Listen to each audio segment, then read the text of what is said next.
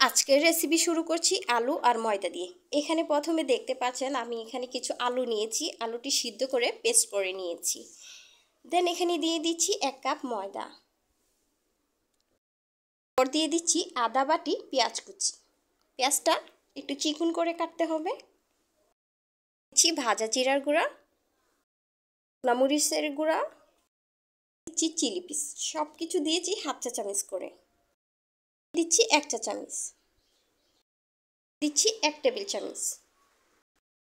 আমি সবগুলো উপকরণ দেওয়ার পর খুব ভালো করে মিশিয়ে নিচ্ছি।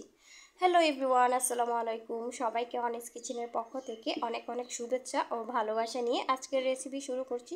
তো প্লিজ অনেক ছোট্ট একটি ভিডিও, তারপরেও টেনে দেখবেন না, লাইক দিয়ে ভিডিওটা শুরু করবেন। আর নিত্য নতুন ভিডিও পেতে আমার চ্যানেলটিকে সাবস্ক্রাইব করে রাখবেন। আমি এখানে অল্প একটু পানি লাগবে, তাই আমি পানি দিয়ে তৈরি করে নিচ্ছি। এখানে আরও 2 টেবিল চামচের মতো পানি দিয়ে গোলাটা গুলিয়ে নিয়েছি। আমি হাতে তেল লাগিয়ে নাস্তাগুলো তৈরি করে নিচ্ছি। অনেকগুলো নাস্তা তৈরি করে নিয়েছি। এখন গোল শেপ করে এরপরে আমি এভাবে দিয়ে দিচ্ছি। এই নাস্তাটা আর একটু বড় করে নিচ্ছি। এতটুকু সাইজ করেই করে নিয়েছি। এখন আমি একটা ছুরির সাহায্যে আমি দাগ কেটে দিচ্ছি, এতে করে দেখতে কিন্তু বেশ সুন্দর লাগবে।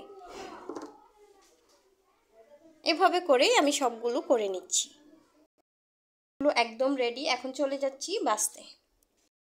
নাস্তাগুলো ভাজার জন্য তেলটা গরম করে নিয়েছি আগে থেকেই। এর মধ্যেই আমি নাস্তাগুলো দিয়ে দিচ্ছি।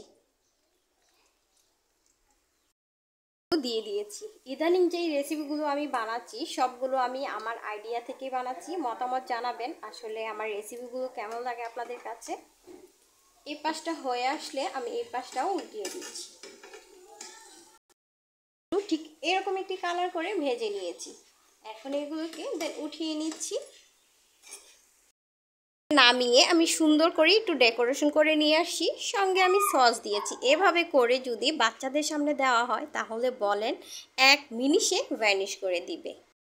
নাস্তাটা বানিয়ে খাওয়ার পর আমি নিজেই অবাক হয়ে গিয়েছি যে এত মজা হয়েছে যে কি বলবো।